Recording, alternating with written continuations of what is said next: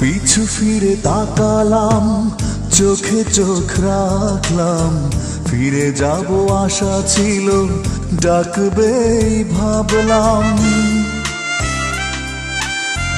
ঢেউগুলো ডাকে বলে পাহাড়ের পথ ধরে, কত নদী শাখা স্রোত মিশে যায় সাগরে।